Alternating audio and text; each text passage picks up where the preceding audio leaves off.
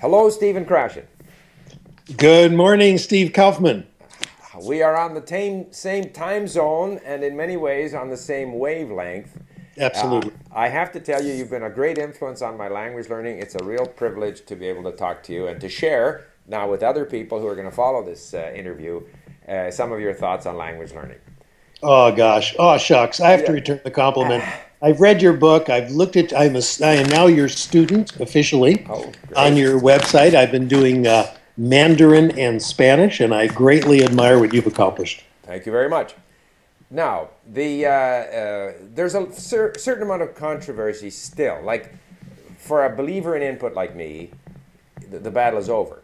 But there's still a lot of controversy. There are people who say input only won't do it. You need grammar. How much grammar do you need? How much output do you need? Can you sort of, and I'm sure you've been at the sort of the eye of the storm insofar as all of this controversy is concerned.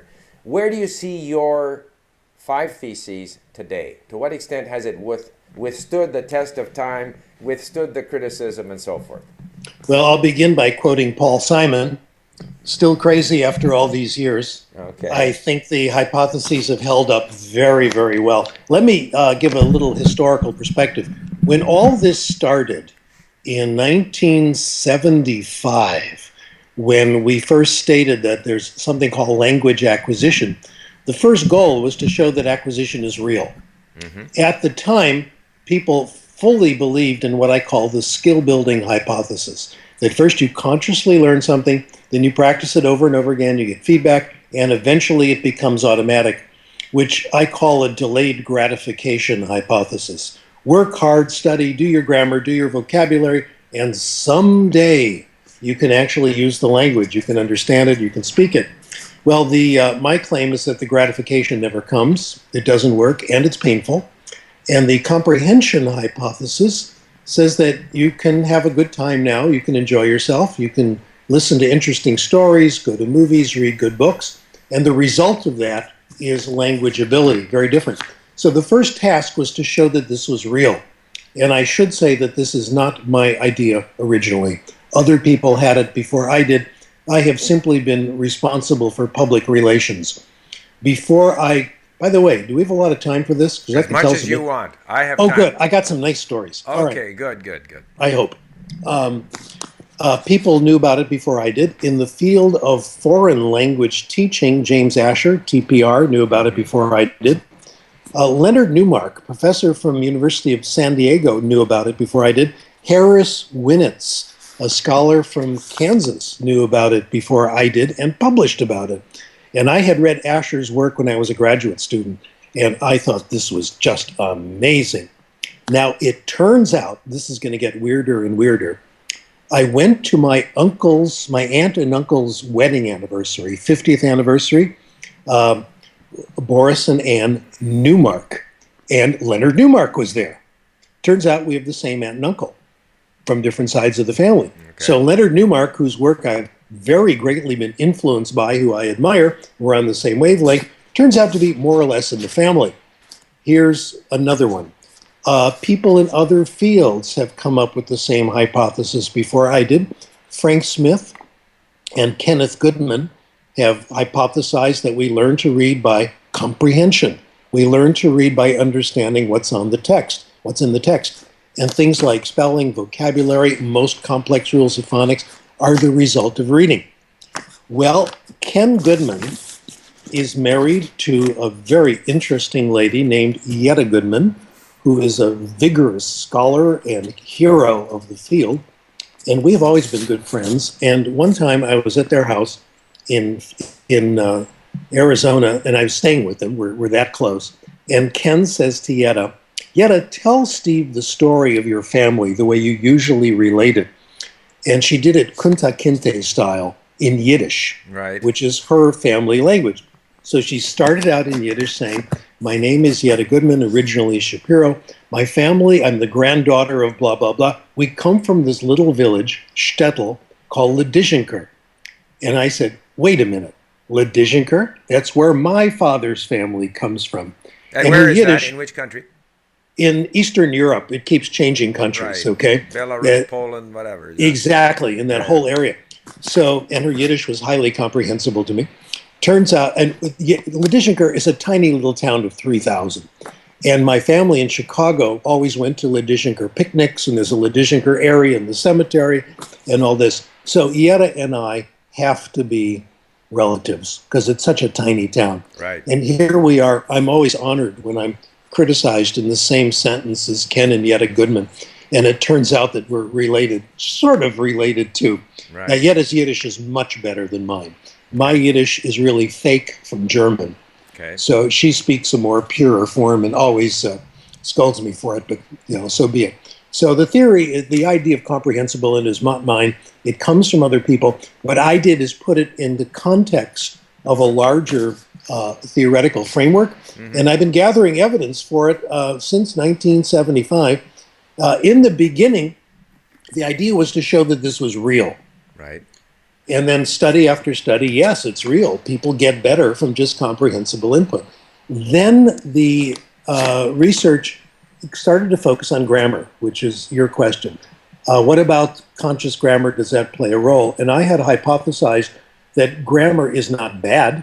It's not evil. It's not teach grammar, go to jail. It's just that it's very, very limited. Right. And its primary function is for editing. In order to use it as an editor, you're about to say the sentence, you think about it in your mind, and you make little changes based on your conscious knowledge of rules. But conditions have to be met, and these are very daunting conditions. You have to know the rule, and we know only fragments of language, according to Chomsky. Right. You have to be thinking about correctness as you're using it. Right. And you have to have time to apply the rule. And what I'm happy to say is that in the last 15 years, there has been a parade of studies in the professional journals attempting to show that grammar is important. To my mind, they all show that the impact of grammar is there, but it's limited. Right. I think it can be useful. It's an adjunct, but it's not the whole thing. It's a very peripheral part of any language teaching program. The way it is helpful for most of us is when we write, because our versions of any language are always a little different than the accepted standard. When you consider English, my first language, your first language, there are little aspects of written English that we do, each of us has our own idiosyncrasies that differ from the standard. For example, my favorite example is it's, one with the apostrophe, one without. According to my scientific studies, and that's basically asking people to raise their hands, my conclusion is that 2/3 of the well-read public has acquired the it's rule. Another 1/3, and that includes me, have not. Our standards in written English are very high. So you got to get it right. And I think it's important that I know the rule and I can make these corrections when I edit. It's limited, but it's helpful here and there. So grammar's not, it also gives you more it also gives people like us. Yeah. I'll tell you how I use grammar, all right? Good. What I find is that overwhelmingly I learn the language through input. I learn the language subconsciously, as you say, because the words, for example, that I consciously learn are a very small part of the tens of thousands of words that I've had to learn in Russian and Czech just recently, for example. So I acquire all of this through my input activities. But with the grammar, I also acquire most of my familiarity with the structure of the language through input. However, and I believe that the brain gets used to it through this massive input. Like, again, on LingQ, I have statistics showing that I've read 150,000 words of Czech. So I've listened to it all. So I've had massive input. However, some things I just don't notice. I just don't notice. An example, in Russian, one of something is, I think it's the genitive singular or something. 2, 3, 4 is another word, and 5 and more is another word. You may not notice that.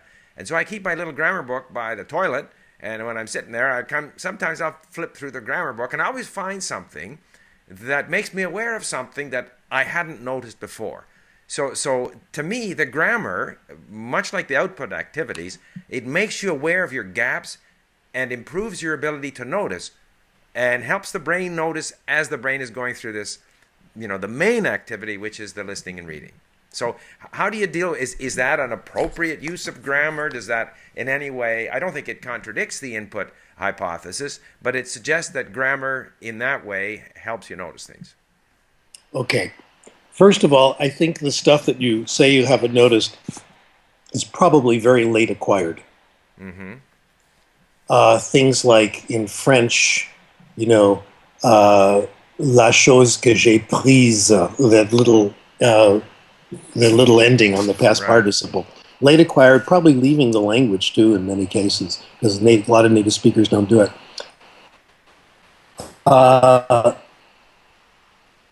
Also, so it's other aspects like that. And when you see it in a grammar book and it's simple, because you've acquired most of the language, you can probably monitor it fairly well. I find that when I speak German or when I speak French, languages I know the best, I monitor, but not very much. Mm-hmm. Just a few things here and there so I can sound a little more educated. My favorite trick, entre nosotros, is just nobody else should know. What you should do if you really want to impress people is you get the subjunctive wrong and then you self-correct. Okay. And then they think, oh, yes, he's really. Yeah. So there are tricks like that. So I think, yes, that helps. And some people can do it. But wait a minute. Look who you are. I accuse you, Steve Kaufmann, of being a member of a lunatic fringe, and I am too. I am also in this group. We are fascinated by language, fascinated by grammar books, fascinated by the rules. We are really far out there, like 0.001 of the human race. I do what you do. I think my idea of a good time is looking at a grammar book I don't know, just to see how the language is put together. We call this language appreciation linguistics. So there are two requirements that have to be met. Number one, you have to have acquired a lot of the language already. Number two, you have to be, as you and I are, very interested in the structure of language per se. Right. So with those constraints in mind, nothing wrong with it. I just confess to you, I do it too.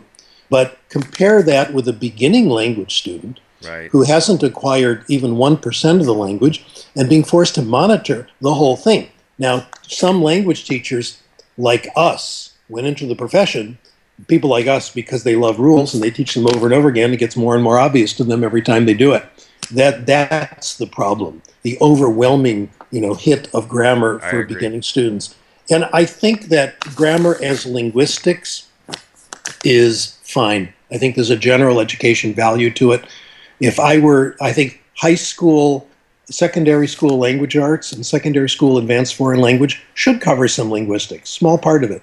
Chomsky's incredible ideas of language universals being innate and universal, and the idea of language change and dialects and how is language acquired. But it's not the main thing.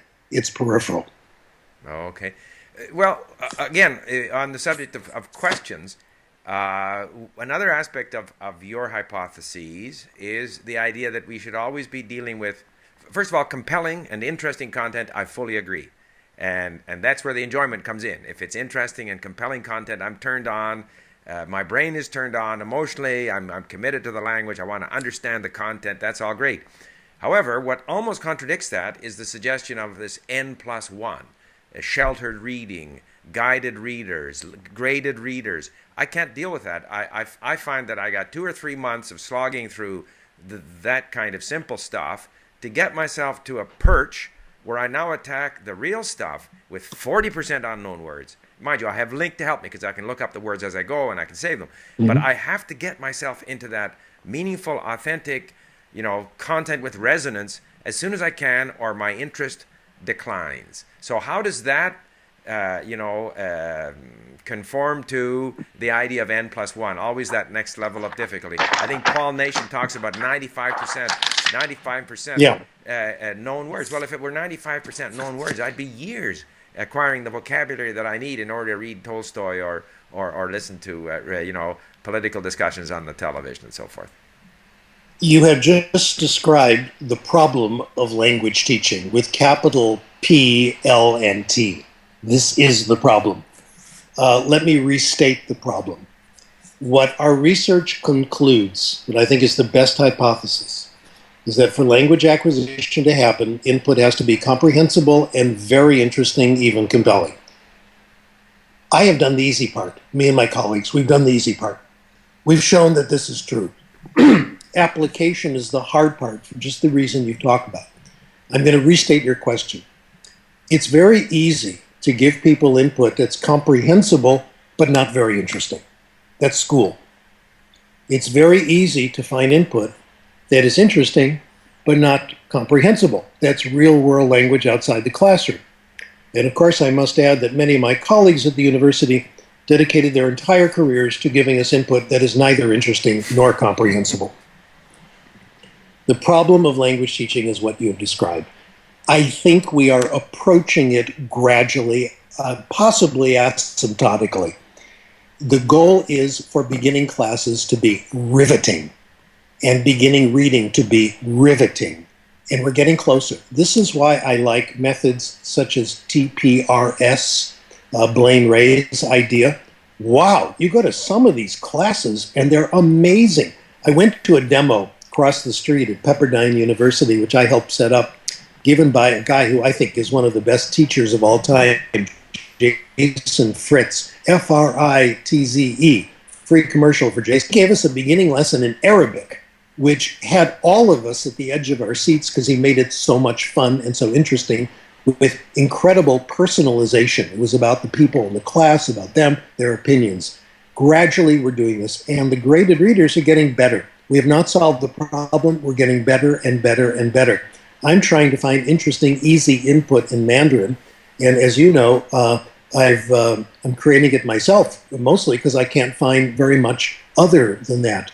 Terry Walsh has written a couple of really interesting books, which are both with full characters and pinyin in Mandarin, which are helping. Blaine and his colleagues, and trying to mention as many people's names as I can here, and Karen Rowan and Carol Gobb have produced a lot of good, easy books in Spanish, but we need a lot more, and they need to get better and better. This is the problem we all have. So all I can do is restate it and say that I've done the easy part. Me and my colleagues have. The hard part is interesting and comprehensible. Well, you know, I must say that I find that in my own language learning, because I don't have the time to go to school, and I've heard all about TPRS, but I've never been in a TPRS classroom. I study on my own, so if I look at my recent experience with Czech and Russian, where there's an abundance of phenomenal material on the internet, history, politics, things that interest me, that with LingQ I'm able to pull these in relatively early and fight my way through 40% unknown words. It doesn't matter because I have the audio. I'm saving the words. The words are highlighted in yellow when I come across them again because I forget that I've ever looked them up. And so that, for me, as a perhaps maybe not a typical language learner, that works. I'm not sure it works as well for the average person who doesn't have the confidence in their own language learning ability that I do. And so that's, again, so that's a bit of a problem that we're trying to deal with at LingQ. A lot of our members have created wonderful sort of diary of taking my kids to the zoo and stuff, which if you're learning Portuguese and you follow some lady in Belo Horizonte in Brazil and her life, that's interesting, and it's made easy. So between going straight to the literature, there are these sort of intermediate level, high beginner level things that our members are spontaneously creating, and where we have the audio and we have the text and sometimes we have notes. So that is providing a bit of a step, in that direction. Yeah, I think your website is a real step forward in providing this. I also think that people vary in their tolerance for noise. Right. Some people require, my colleague Steve Sternfeld calls these battered language students, some people require completely transparent input. Right. And that is where they have at least the illusion that they're understanding everything. And the TPR classes try to do that, which I think is okay, but it has its limits. You can't be transparent forever. I'm kind of between that level and you. Yeah. I'm now in Spanish is pretty well down on my list of competencies in language. I'm kind of low intermediate. I can have an easy conversation on everyday topics, but nothing complicated. I'm now reading Star Trek in Spanish. Right. Because I love Star Trek, okay?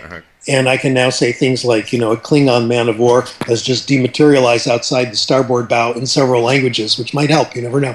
But I understand about 60, 70, sometimes 80%. If it were less than that, I couldn't do it. Oh, okay. I don't have the degree, but the trick is it's compelling for me. I love the stories. Well, that's what I find. If it's compelling, I'll fight my way through it.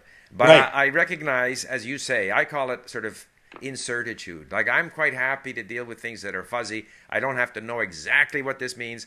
I have a completely mistaken understanding of what's in this sentence. It doesn't matter to me, and that's why, for example, I always resented in language class, these comprehension tests. Never mind the comprehension. I got my half-baked, understanding of what was there. I'll revisit it in 3 months and I'll understand it better. Not a problem. But I agree with you that maybe a lot of people, maybe most people, are troubled with that. They want to nail things down. And I just find in language learning you can't nail things down until much later. I hope people like that eventually get over it.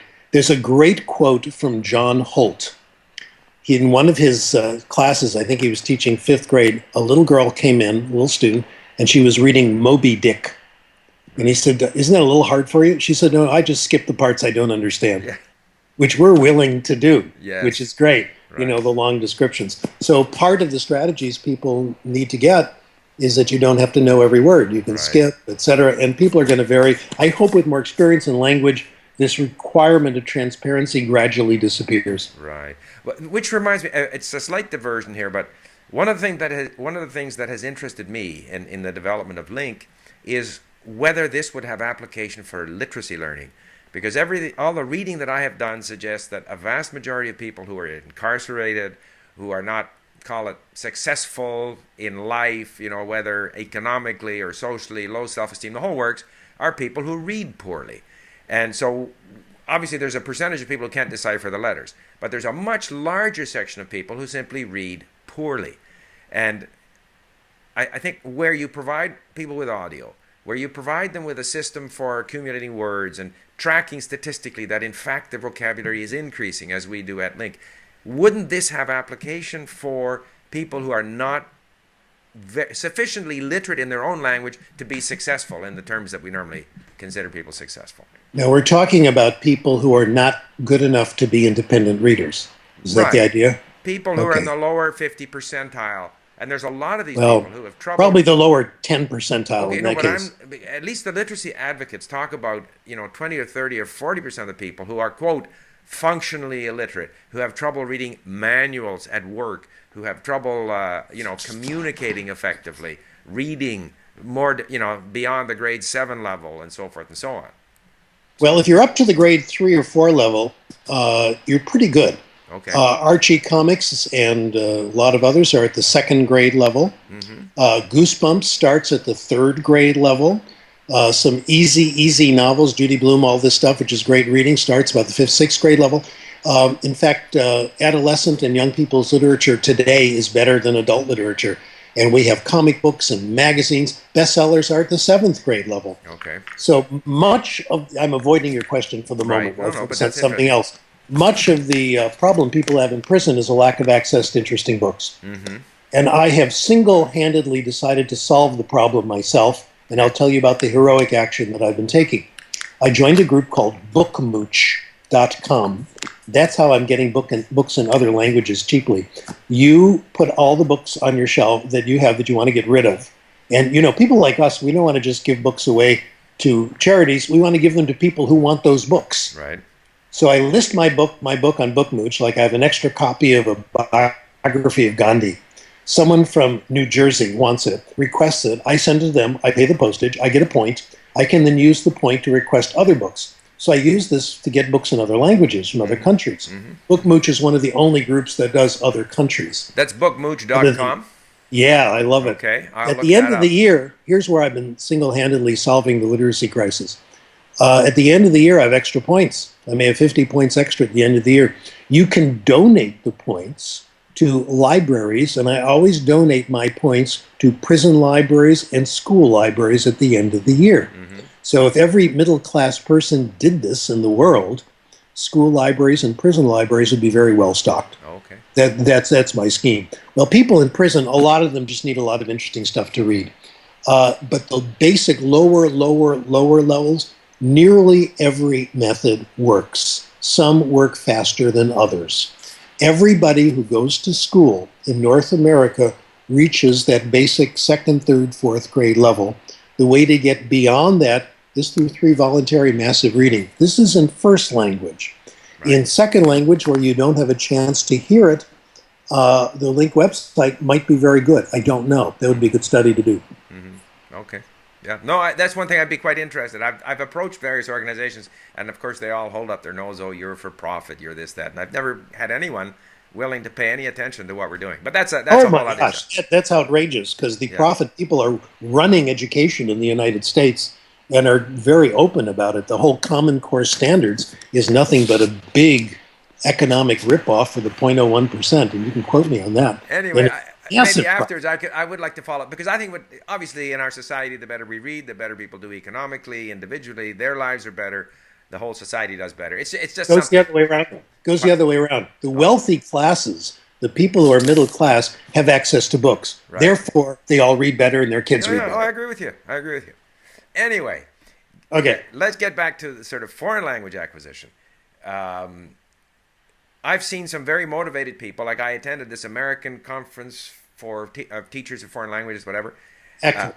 I met a lady there whose name I can't remember at the University of San Diego, and a number of the teachers were very motivated. I must say, I was overall very, very impressed. And yet, the results of language teaching in our schools, if I look at French instruction in Canada to the English-speaking school system, and I've heard it's the same with regard to Spanish, which is the big foreign language in the United States, that despite all of these very motivated, dedicated, many of them very fluent in the language they're teaching, even though they're not necessarily native speakers, yet the results are so poor. And there's been umpteen, examples of research. I mean, if you compare like 30 years ago, 50 years ago, things have been researched to death, and I'm not sure that there's been any progress at all. So, when will the results of all of this research be reflected in better results in terms of language instruction in our school system? Okay, let me begin by restating what you said and give more evidence that you're right. The state of affairs in foreign language is really pathological because we know that the kids who do well, say, in college classes are the ones who had it in high school already, who are called false beginners. And they're the ones who dominate the class and go on and do well. The true beginners get nowhere. And when we go to intermediate classes like literature, it's filled with native speakers or students who have been to the country for several years, who've been to Europe or spent some time in Quebec and then take intermediate French literature, etc. So the whole thing is a charade, in my opinion. It always has been. And again, what you suggest, which is I'll spell out because it makes me look good, is that comprehensible input-based methods have been shown again and again, no exceptions. We have won every single method comparison study since the 1960s. Every time you pit comprehensible input against traditional language teaching, we win. On tests of communication, our kids are much better. On tests of grammar, there's either no difference or our kids are a little better. And our kids are far more likely to continue. It's true of beginning methods. It's true of intermediate methods, content-based sheltered. We know that reading is very powerful. One of my favorite studies I was part of, we looked at subjunctive among Spanish speakers, kids who've studied Spanish. And the only predictor that counted, it wasn't how much you studied it, it wasn't how long you lived in the country, it was reading for pleasure. So we know over and over again. Why haven't people done this? Good question. I wish I knew. This is my failure to master the art of public relations and get this around. One source of opposition is natural and acceptable, and that is the loyal opposition. Whenever something new comes out, it is the scientist's obligation to question it and do studies, etc. My problem is that those who attacked it have not thoroughly understood the theory, or even superficially understood the theory. So when they see a tiny little speck that says that grammar might help here and there, they then assume that grammar is wonderful and that's all we should ever do. There's also, frankly, an economic force. If this is right, the textbooks are out of business, most of them, Right. and we have to drastically retool. Another way out is to take the step that you've taken, that I do, and that is focus on independent language acquisition. What can people do on their own? And websites such as yours and other people who work with independent students, this is a wonderful way around it. I'm all for it. My colleagues, Jeff McQuillan and Lucy Say, have a very nice eslpod.com. Yep. And oh boy, they've done more good than I have, because they just give people who've had a little English in school worldwide, comprehensible text, comprehensible things now to listen to. I hope they're adding that. And this is helping a lot of people everywhere. And they've I'm sure they have about 50,000 subscribers. It's great. It's terrific. It's what needs to be done. A point you made when you read an when you posted a comment about Rosetta Stone, I thought was very important. And what you've made again here, and that is we have to set up opportunities for independent acquisition. Just like you, I don't have time. Most people don't have time. I do my listening when I'm on the elliptical machine at Gold's Gym, which is now my affiliation, not USC. And when I go for walks, etc., in the car, and reading when I have time through the day. When I'm in security lines in airports, pilot says put your tray tables down. When I'm waiting for elevators, in bed at night. So we need to service these people, provide them with interesting text to listen to, interesting things to listen to. And I think this might change the field more rapidly than anything. So keep up the good work. Well, I will. Stephen, I have the impression we could go on for a long, long time. What I would like to do is end the sort of official part of the interview.